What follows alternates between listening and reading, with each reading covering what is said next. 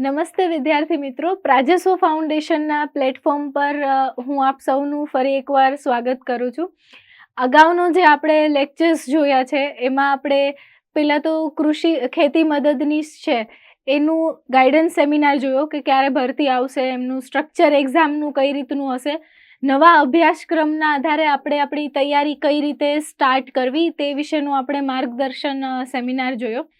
ત્યારબાદ આપણે કૃષિના જે આપણા ઇમ્પોર્ટન્ટ ટોપિક્સ છે કે કૃષિ વિષયની તૈયારી કેવી રીતે કરવી તેનો એક ગાઈડન્સ લેક્ચર જોયો. તે પછી આપણે કૃષિ વિષય અગત્યના તથ્યો, જે કંઈ પણ important facts related to agriculture છે તેમનો લેક્ચર જોયો છે. બસ એ જ લેક્ચરમાં આપણો આજે સેકન્ડ પાર્ટ છે એ કન્ટિન્યુ છે, જેમાં આપણે કૃષિ વિષયક જે અગત્યના તથ્યો છે કે જેનો પાર્ટ 2 છે તે આપણે જોઈએ. આજના લેક્ચરનો આપણો આશય એ રહેશે કે તમારી જે તૈયારી છે કે તમે તૈયારી જ્યારે તમારી શરૂ કરો ત્યારે તમારે કયા વ્યૂથી અને કઈ રીતે તમારી તૈયારીને સ્ટાર્ટ કરવી તે ઉપરનો રહેશે. આપણે જે ડિસ્કશન કરીશું એમાં આપણે ક્વેશ્ચન રિલેટેડ પણ જોશું કે એક ક્વેશ્ચન છે એમાંથી કયા પ્રકારના અલગ અલગ પ્રશ્નો છે તે પણ પૂછાઈ શકે તેમ છે. વધુમાં પ્રાજસ્વ ફાઉન્ડેશન દ્વારા 7 જાન્યુઆરીથી ખેતી મદદનીશની બેચ સ્ટાર્ટ કરી દેવામાં આવી છે, જેમાં બેઝિક એગ્રીકલ્ચરના જે ટોપિક્સ છે એમના લેક્ચર્સ એ લેવામાં આવે છે. સાથે સાથે ગણિત, મેથ્સ, રિઝનિંગના જે કંઈ પણ ટોપિક્સ છે, કરંટ અફેર છે તેમના પણ લેક્ચર્સ છે એ સ્ટાર્ટ કરવામાં આવશે. તો જે વિદ્યાર્થી મિત્રો સ્પેશિયલી જે BRS અને ડિપ્લોમાના જે સ્ટુડન્ટ્સ છે તેમને ખબર જ છે કે તે લોકો એલિજિબલ છે, તો તે લોકો અત્યારથી જ મેક્સિમમ અત્યારે જોડાય અને તેમની તૈયારી સ્ટાર્ટ કરે તો તેમને એન્ડ સુધી એમને બેનિફિટ થઈ શકશે. આગળ આપણે જોઈએ વિવિધ સંરચના અને તેના પિતાઓ. મતલબ જનરલી આપણને જે આપણું બેઝિકના જે જૂની પેપર સ્ટાઇલ આપણે જોઈએ તો એમાંથી આવા જે 1 માર્કના પ્રશ્નો કહી શકીએ કે તે પ્રશ્નો થ્રુ આપણને રોકડા માર્ક મળી શકતા હોય છે. તો તે વિશેની આજે આપણે ચર્ચા કરીશું. અગાઉનો જે આપણે લેક્ચર હતો એ પણ સેમ ફેક્ચ્યુઅલ બેઝ જ લેક્ચર હતો. તેમાં પણ આપણને જે ઇઝીલી માર્ક અપાવી શકે તેવા પ્રશ્નો છે તેની આપણે ચર્ચા કરી છે. તેને આપણે આગળ જોઈએ. જેમ કે સુપર રાઈસ છે, સુપર રાઈસના પિતા છે કોને કહેવામાં આવે છે તો કે GS કુશ. હાઇબ્રિડ રાઈસ આ આપણા માટે ઇમ્પોર્ટન્ટ છે અને પૂછાઈ શકે તેવો પ્રશ્ન છે કે શંકર ચોખા તેના પિતા કોને કહેવામાં આવે છે તો આવશે યુઆન લોંગ પિંગ. આ ઇમ્પોર્ટન્ટ ક્વેશ્ચન છે, સો આને આપણે યાદ રાખીશું. ગોલ્ડન રાઈસના પિતા કોને કહેવામાં આવે છે? હવે જો પરીક્ષામાં આપણને એવું પૂછવામાં આવે ને કે હાઇબ્રિડ રાઈસના પિતા તો આપણને હજી યાદ હોય, પરંતુ જો આપણને એવું પૂછશે ને કે ગોલ્ડન રાઈસના પિતા કોને કહેવામાં આવે છે તો આપણને ઓપ્શનમાં કન્ફ્યુઝ થાય. તો આપણે યાદ રાખશું ઇગોપોટ્રિક્સ. ઇગોપોટ્રિક્સ જે છે એમને ગોલ્ડન રાઈસના પિતા કહેવામાં આવે છે. ક્રોપ આઇડિયોટાઇપનો કોન્સેપ્ટ કોણે આપેલો છે? જે વિદ્યાર્થી મિત્રોએ નેશનલ સીડ કોર્પોરેશનની 2023 માં જે હમણાં એક્ઝામ લેવાની 2024માં જાન્યુઆરીમાં 7 તારીખે, તો તેમાં BSc એગ્રીકલ્ચર અને MSc એગ્રીકલ્ચરના વિદ્યાર્થીઓ છે એલિજિબલ હતા. તો તેમાં એમણે જોયું હશે કે મેક્સિમમ ક્વેશ્ચન્સ છે એ એગ્રોનોમી, બ્રીડિંગ અને સ્ટેટિસ્ટિક્સમાંથી પૂછવામાં આવેલા હતા. તો એ જે ક્વેશ્ચન્સ છે એમાં આ એક ક્વેશ્ચન પૂછવામાં આવેલો હતો કે ધ કોન્સેપ્ટ ઓફ ક્રોપ આઇડિયોટાઇપ કોને આપવામાં આવેલો છે, કે ક્રોપ આઇડિયોટાઇપ છે એનો કોન્સેપ્ટ કયા વૈજ્ઞાનિક દ્વારા આપવામાં આવેલો છે. અને ઓપ્શન્સ 4 આપેલા હતા: ગ્રેગર જ્હોન મેન્ડલ, ક્રિસ્ટોફર, પછી એવી રીતે ડોનાલ્ડ છે. પણ તો તમને ખબર હશે તો તમે એનો સાચો આન્સર ટીક કરી શકો. તો આ આપણા માટે ઇમ્પોર્ટન્ટ છે કે જેનો આન્સર આવશે CM ડોનાલ્ડ. રાઈટ, તો આપણે આ યાદ રાખીશું. હરિયાળી ક્રાંતિ વિશ્વમાં, હરિયાળી ક્રાંતિના વિશ્વમાં કોણ પિતા તરીકે કોણ ફેમસ છે તો સૌથી ઇઝીએસ્ટ ક્વેશ્ચન છે, તેનો આન્સર આવશે એની બોરલોગ. ગ્રીન રિવોલ્યુશન શબ્દ આપનાર કોણ? હવે જો આપણે ભારતમાં વિશ્વમાં ગ્રીન રિવોલ્યુશન હરિયાળી ક્રાંતિના પિતા પૂછશે તો નોર્મલી બોરલોગ, પરંતુ જો ભારતમાં પૂછશે તો આવશે ડોક્ટર MS સ્વામીનાથન. હવે એક લેવલ અપ એવું પૂછવામાં આવે કે ગ્રીન રિવોલ્યુશન શબ્દ કોણે આપેલો છે, તો એવું બને કે આપણે 2 મિનિટ આપણને MS સ્વામીનાથન સરનું નામ યાદ હોય, એની બોરલોગ યાદ હોય, પરંતુ આ જ ખબર ના હોય કે જે વર્ડ છે કોણે આપેલો છે. તો જે ગ્રીન રિવોલ્યુશન વર્ડ છે એ વિલિયમ S ગોડ એના દ્વારા આપવામાં આવેલો છે. તો આ આપણા માટે ઇમ્પોર્ટન્ટ છે. સફેદ ક્રાંતિ આપણે અગાઉ જોયું હતું. સફેદ ક્રાંતિ એ કેની સાથે સંકળાયેલી છે, તો કે દૂધ ઉત્પાદન સાથે સંકળાયેલી છે. તો દૂધ ઉત્પાદન, તો નામ આપણને યાદ આવે ડોક્ટર વર્ગીસ કુરિયન, જેને આપણે યાદ રાખીશું. હવે ડોક્ટર વર્ગીસ કુરિયન ને સફેદ ક્રાંતિ, હજી આપણે એક ડિસ્કશન કરેલું હતું કે ઓપરેશન ફ્લડ છે કેની સાથે સંકળાયેલું છે, તો કે દૂધ સાથે સંકળાયેલું છે. તો આપણે આ યાદ રાખશું કે ઓપરેશન ફ્લડ છે દૂધ સાથે સંકળાયેલું છે. સફેદ ક્રાંતિના પિતા કોણ છે, તો કે ડોક્ટર વર્ગીસ કુરિયન. સદાબહાર હરિયાળી ક્રાંતિ, હવે જેને આપણે ઓવરઓલ રિવોલ્યુશન કહીએ, તો એ કોન્સેપ્ટ છે એ પણ કોણે આપેલો છે, તો કે ડોક્ટર MS સ્વામીનાથન સરે આપેલો છે. મેઘધનુષ ક્રાંતિ, જેને આપણે રેઇનબો રિવોલ્યુશન કહીએ છીએ, તે કોણે આપેલું છે, તો કે નીતિશ કુમાર. આ આપણા માટે નવું નામ છે ને નવું વ્યક્તિ પણ છે કે જેમાં આપણે અત્યાર સુધી જનરલી ક્યાંય સાંભળેલું ના હોય, પણ આપણે યાદ રાખવાની ટ્રાય કરીશું. અને સેકન્ડ થિંગ ઇમ્પોર્ટન્ટ છે ગોલ્ડન રિવોલ્યુશન. કે ગોલ્ડન રિવોલ્યુશન પહેલા આ વર્ડ યાદ આપણા માઇન્ડમાં એવો થવો જોઈએ કે ગોલ્ડન રિવોલ્યુશન કેની સાથે સંકળાયેલું છે, તો કે હની એન્ડ હોર્ટિકલ્ચર. હની એટલે કે મધ ઉત્પાદન છે એની સાથે સંકળાયેલું છે ગોલ્ડન રિવોલ્યુશન. હવે ગોલ્ડન રિવોલ્યુશનના ફાધર કોણ છે, તો કે ડોક્ટર KL ચડ્ડા, જેમને જે હોર્ટિકલ્ચર સાયન્ટિસ્ટ તરીકે તેમને કામ કરેલું છે અને તેમનું યોગદાન એ ગોલ્ડન રિવોલ્યુશન હોર્ટિકલ્ચર સેક્ટરમાં સારું છે. જો ઇન કેસ એવું પૂછવામાં આવે કે નીચેનામાંથી કયા વૈજ્ઞાનિકનું હોર્ટિકલ્ચર ક્ષેત્રે યોગદાન વધારે છે, તો આપણને ખબર હશે કે ડોક્ટર KL ચડ્ડા એ હોર્ટિકલ્ચર સાયન્ટિસ્ટ છે, તો આપણે આન્સર કરી શકશું. રાઈટ. તો આપણે આમાંથી 2 ક્વેશ્ચન છે કે જે આપણને ઇમ્પોર્ટન્ટ છે અને પૂછાઈ શકે. BT કોટન ભારતમાં, તો આવશે મોસ્ટ કોમન આન્સર છે CD માય. હવે સેમ BT કોટન પૂછેલું છે, એવી રીતે હાઇબ્રિડ કોટન પૂછે કે શંકર કપાસ, તો બધાને ખ્યાલ છે કે ડોક્ટર CT પટેલ આવશે. બસ. તો આવા જે ટોપિક છે કે કોન્સેપ્ટ છે જેમાં આપણે કન્ફ્યુઝ નથી થવાનું. ખાસ તો BT કોટનના ફાધર છે, હાઇબ્રિડ કોટન છે, તો એનું આપણને ડિફરન્શિએટ યાદ રહેવું જોઈએ. એમાં હાઇબ્રિડ કોટનના ફાધર ડોક્ટર CT પટેલ એ તો યાદ આવવું જોઈએ. અને ક્યાંથી બહાર પાડવામાં આવેલી હતી, ફર્સ્ટ હાઇબ્રિડ વેરાયટી કઈ બહાર પાડવામાં આવેલી હતી, તો કે H4, બરોબર છે, જે સુરત ખાતેથી બહાર પાડવામાં આવેલી હતી. શેરડીનું નોબલાઇઝેશન, સંકરીકરણ કોના દ્વારા કરવામાં આવેલું હતું, તો કે TS વેંકટરામન. આ આપણા માટે ઇમ્પોર્ટન્ટ છે. નોબલાઇઝેશન ઓફ શુગર કેન જે ક્વેશ્ચન છે એ જનરલી પૂછાતો હોય છે ને ઇમ્પોર્ટન્ટ છે, તો એનો આન્સર આવશે TS વેંકટરામન. અને સેમ આને અલગ રીતે એવી રીતે પૂછે કે નીચેનામાંથી કયા વૈજ્ઞાનિકો કે શેરડીના ઉત્પાદન સાથે સંકળાયેલા છે, કે શેરડીના નોબલાઇઝેશન હારે સંકળાયેલ છે, તો એનો આન્સર આવશે TS વેંકટરામન. હાઇબ્રિડ કપાસ, CT પટેલ. આપણે જોયું હાઇબ્રિડ કપાસ અને શંકર કપાસ એ 2 કોન્સેપ્ટ, મતલબ એના ફાધર તરીકે કોને ઓળખવામાં આવે છે, તો કે ડોક્ટર CT પટેલ.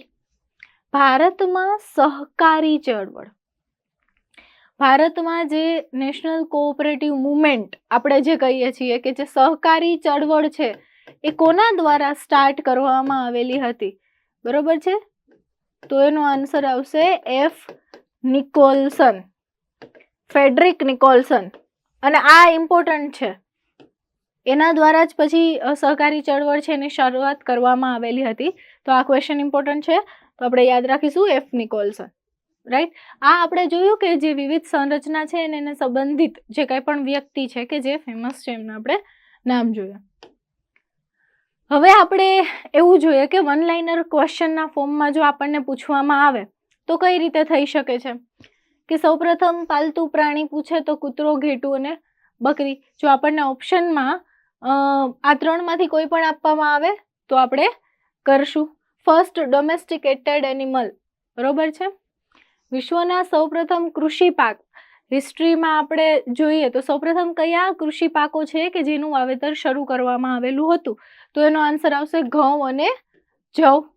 તમાકુની સૌપ્રથમ હાઇબ્રિડ વેરાયટી કઈ છે, તો એનો આન્સર આવશે GTH1. હવે તમને થતું હશે કે હાઇબ્રિડ વેરાયટી છે એ પણ સૌ પૂછવામાં આવે તો હા, જે તે પાકની જે ઇમ્પોર્ટન્ટ હાઇબ્રિડ ફર્સ્ટ વેરાયટી છે તેમને પૂછવામાં આવવાની શક્યતા વધારે છે. તો આપણે બધા પાકોની તો નહીં, પરંતુ જે પાકની ઇમ્પોર્ટન્ટ છે તે આપણે યાદ રાખીશું. જેમ કે તમાકુની GTH1 છે એ યાદ રાખીશું. ભારતના પ્રથમ પ્લાન્ટ રોગ વૈજ્ઞાનિક કોણ હતા, તો કે જેફ દસ્તુર. સૌપ્રથમ પરોપજીવી બેક્ટેરિયા કોણે શોધ્યા હતા, તો કે TJ બુરેલ. તેમને છે શું કહેવાય, પરોપજીવી બેક્ટેરિયા છે એમની શોધ કરી હતી.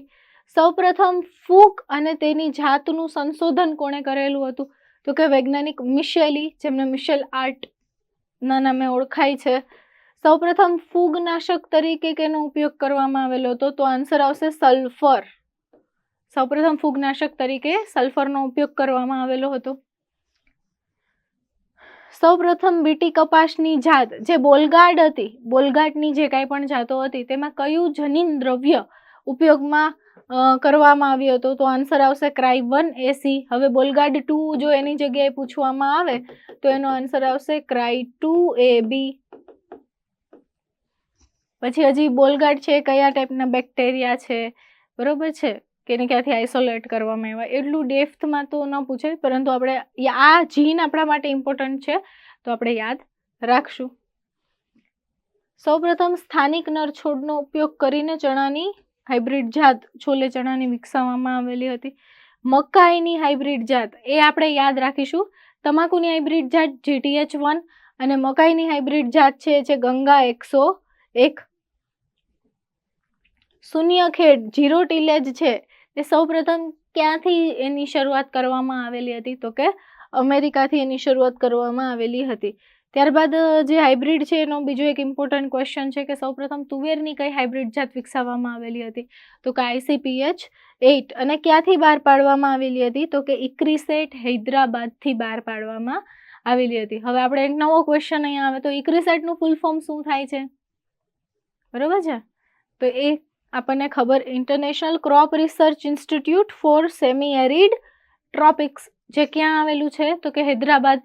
તો તે કયા પાકો છે કે તેની સાથે સંલગ્ન છે અને મેઇન કામ કરે છે, તો કે ગ્રાઉન્ડનટ છે, ચીકપી છે, સોરગમ છે, માઇનર મિલેટ છે, કે જે સેમી એરિડ ટ્રોપિક્સના પાકો છે મેજર, એમની સાથેની જેમની એની જે ક્રિયા છે એમની પાક ઉત્પાદનની પદ્ધતિઓ, બિયારણ, એમની સાથેનું કામ, આખી POP આપણે જે પેકેજ ઓફ પ્રેક્ટિસિસ કહીએ તેને રિલેટેડ સેમી એરિડ ટ્રોપિક્સનું કામ કરે છે. એનું ક્યાં આવેલું છે મુખ્ય મથક, તો કે હૈદરાબાદ ખાતે આવેલું છે.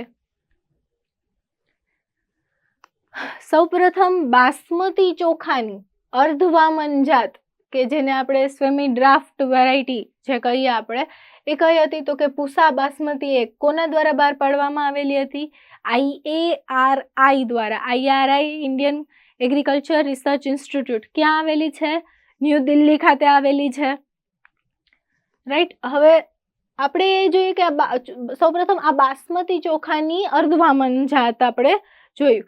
હવે ખાલી એવું પૂછે કે ચોખાની વામન જાત કઈ છે, તો ચોખાની વામન જાત પૂછશે તો TN1 છે. સૌ પ્રથમ ઉચ્ચ ઉત્પાદન આપતી ચોખાની જાત કઈ છે.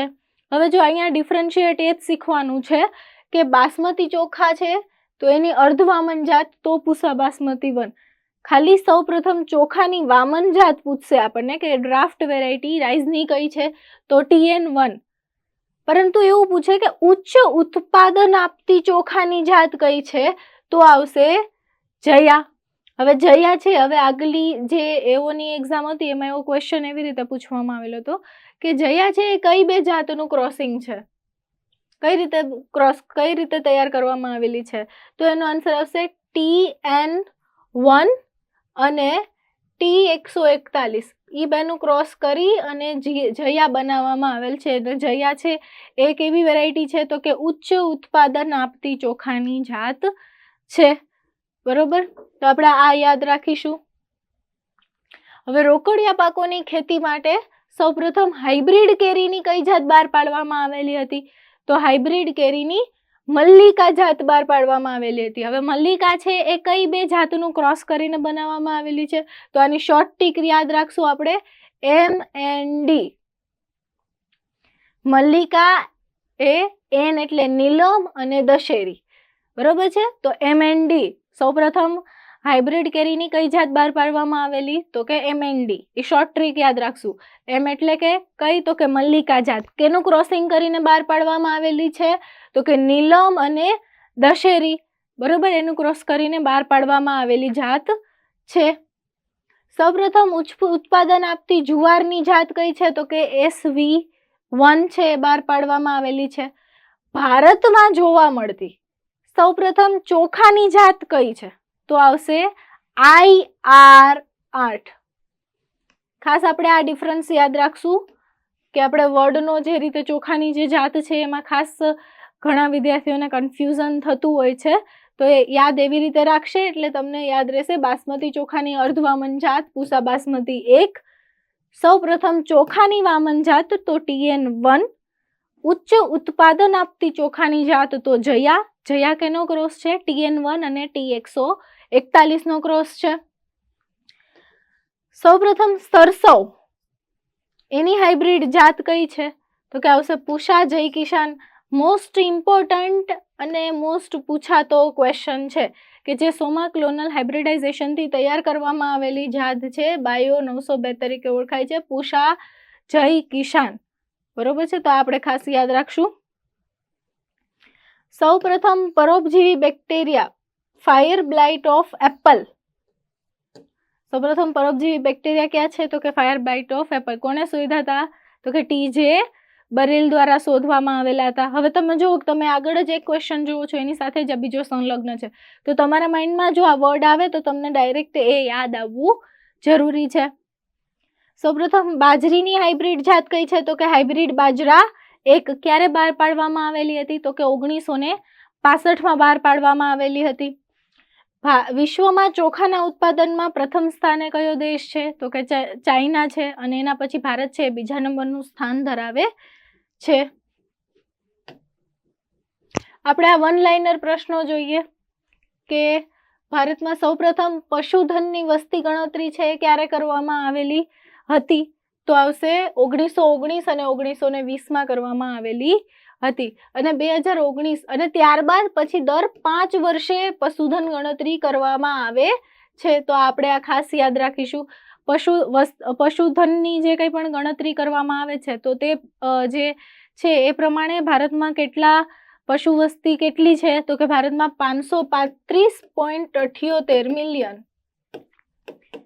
પશુઓ ધરાવે છે ભારત, બરોબર છે. તો આપણે ખાસ યાદ રાખશું. પહેલી પશુધનની ગણતરી કરવામાં આવેલી હતી 1919 અને 20માં.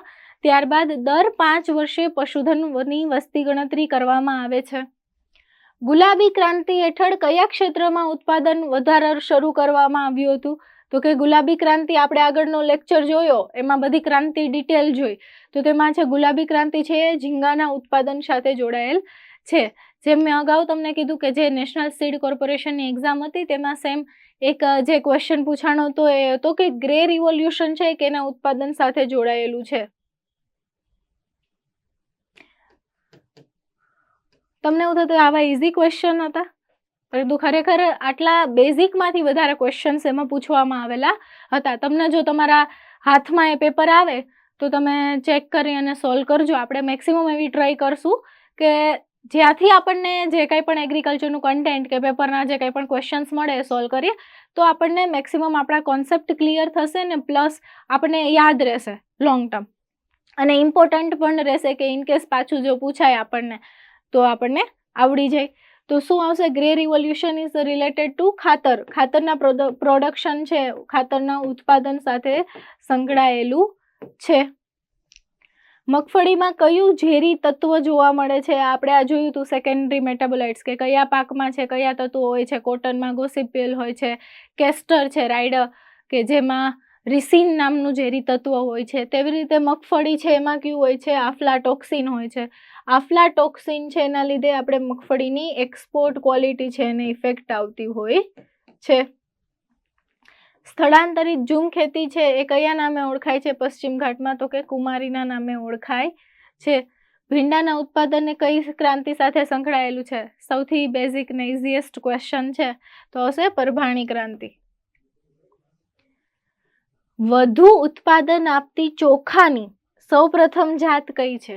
જે હમણાં આપણે આગળ જોયું એ છે જયા. અને કોનું ક્રોસિંગ છે? તો કે TN1 અને T141 નું ક્રોસિંગ છે. આ આપણા માટે કરંટ તો ન કહેવાય પરંતુ આમ બેઝિક ક્વેશ્ચન છે પોલિટી રિલેટેડ, કે કૃષિ વિષયક બાબતોનો બંધારણની કઈ અનુસૂચિમાં સમાવેશ કરવામાં આવેલો છે? તો આપણે બંધારણની બધી અનુસૂચિ યાદ બારે રહીએ કે ના રહીએ, પરંતુ આપણને એટલું તો યાદ હોવું જરૂરી છે કે બંધારણની 7મી અનુસૂચિમાં કૃષિ વિષયક બાબતો છે તેનું વર્ણન કરવામાં આવેલું છે. સૌપ્રથમ બાજરીની કઈ હાઇબ્રિડ જાત છે કે જેને વિકસાવવામાં આવેલી હતી? તો કે હાઇબ્રિડ બાજરા 1. ભારતમાં હરિયાળી ક્રાંતિ છે સૌપ્રથમ કયા પાકમાં થઈ હતી? તો કે ઘઉંમાં. અને ક્યાંથી થઈ હતી? તો કે મેક્સિકોની ઘઉંની જાતિ દ્વારા એની શરૂઆત થઈ હતી. ઓકે, આ આપણે જે ફેક્ચ્યુઅલ્સનો જે આપણે કયા પ્રકારની ફેક્ચ્યુઅલ થિંગ્સ કરાવીએ અને આપણને કઈ રીતે ખબર હોય, અને ફેક્ચ્યુઅલ થિંગ્સ કે જે એવી વસ્તુ છે કે જે તમારે continuous revision through, discussion through યાદ રાખવી જરૂરી હોય છે. મેં અહીંયા એક આ પોસ્ટર મૂકેલું છે કે જે રિસેન્ટલી તમે ન્યૂઝપેપરમાં જો વાંચેલું હશે તો તમને ખ્યાલ હશે કે GI ટેગ છે એ કચ્છની દેશી ખારેકને આપવામાં આવેલું છે. તો ગુજરાતની આપણી ટોટલ 2 પ્રોડક્ટ છે જે કૃષિનું ઉપજ કહી શકીએ, કે જેમાં કેસર કેરી અને એક છે ભાલિયા ઘઉંના બીજ, કે જેમને GI ટેગ આપવામાં આવેલું છે. અને હવે કહી શકીએ કે ગુજરાતની જે 3જી પ્રોડક્ટ છે કે જે કચ્છી ખારેક છે તેને પણ GI ટેગ આપવામાં આવેલું છે. GI ટેગ છે તો પહેલા આપણા માઇન્ડમાં કોન્સેપ્ટ ક્લિયર હોવો જરૂરી છે કે GI ટેગ પહેલા તો છે શું? તો GI ટેગ એ જે તે વિસ્તારની ભૌગોલિક પરિસ્થિતિ, કે એ વિસ્તારની એક ખાસિયત છે કે એ વિસ્તાર, એ વાતાવરણમાં એ જે પ્રોડક્ટ તૈયાર થાય છે તેનો જે ટેસ્ટ છે, ફ્લેવર છે, એના ગુણો, એની ગુણવત્તા છે કે એની જે કંઈ ક્વોલિટી છે એ અન્ય જગ્યાએ થતી પ્રોડક્ટ કે ઉત્પાદન કરતાં અલગ તરી આવતી હોય. તો એના સ્પેશિયલી એ લોકેશનને એ ટેગ આપવામાં આવે છે કે જેને GI ટેગ તરીકે ઓળખવામાં આવે છે. તો GI ટેગ છે એ ધ જિયોગ્રાફિકલ ઇન્ડિકેશન ટેગ, એનો જે એક્ટ છે એ ક્યારે બહાર પાડવામાં આવેલો? તો કે 1999માં, અને એ અંતર્ગત GI ટેગ આપવામાં આવતું હોય છે. તો GI ટેગ હવે કોને રિસેન્ટલી આપવામાં આવેલું છે? તો કે કચ્છી ખારેકને આપવામાં આવેલું છે. તો આપણો આ એક જે રિસેન્ટનો કરંટનો આપણે કહી શકીએ કરંટ એગ્રીકલ્ચર રિલેટેડ, જે એક આપણને જો રોકડા માર્ક અપાવી શકે તેવો એક પ્રશ્ન છે. તો આ લેક્ચરમાં આપણે એવી ટ્રાય કરી છે કે તમને કઈ રીતે ભણાવવામાં આવશે કે જે ફેક્ટ થિંગ્સ છે એમાંથી તમને કયા પ્રકારના પ્રશ્નો પૂછાઈ શકે છે એ તમને બતાવવામાં આવશે. પ્લસ એ ક્વેશ્ચન્સ છે એ તમે એક વર્ડ સાંભળો તો તમે ક્યાં ક્યાં કનેક્ટ કરી શકો. તો તમારું શું કે એ તમને એક વર્ડમાંથી તમને 3-4 પ્રશ્નો ઇઝીલી યાદ રહી જાય. ઘણીવાર આપણે વાંચતા તો બહુ બધું હોય અલગ અલગ લિટરેચર્સ બુકમાંથી, પરંતુ આપણને કનેક્ટ કરતા ના આવડતું હોય કે આપણે એક વર્ડ છે તો આપણે ફેક્ચ્યુઅલ થિંગ્સ 3 કનેક્ટ કરી શકીએ કઈ રીતે, તો એ ના આવડતું હોય તો એ તમને મેક્સિમમ યાદ રહે અને આવડે એવી રીતનું જે કંઈ પણ માર્ગદર્શન છે અને જે નોલેજ છે કે જે ખરેખર exam point of view important છે તે તમને આપવામાં આવશે. તો વધુ સમય ન બગાડતા તમે આજથી જ તમારી જે ખેતી મદદનીશ બનવાની જે રેસ છે એમાં આજે જોડાઈ જાઓ અને બેચની ઓલરેડી મેં અગાઉ કહ્યું એમ 7 જાન્યુઆરીથી શરૂઆત કરવામાં આવેલી છે. જે વિદ્યાર્થી મિત્રો જોડાઈ ગયા છે તે એમનો જે લાઈવ બેચ છે વીક પ્રમાણે તેમનું શેડ્યુલ તૈયાર કરવામાં આવે છે અને તમને ભણાવવામાં આવે છે. તો જે વિદ્યાર્થી મિત્રો ખરેખર ખેતી મદદનીશ બનવાનો ગોલ ધરાવે છે તો એ વિદ્યાર્થીઓ આજે જે બેચમાં જોડાઈ અને તમને યોગ્ય માર્ગદર્શન એ પૂરું પાડવામાં આવશે. હા, મહેનત તમારી રહેશે પરંતુ માર્ગદર્શન અમારું રહેશે. તો એવી આશા છે કે વધુ સમય ન બગાડતા આજથી જ આપણે આપણી તૈયારી શરૂ કરીએ. Thank you.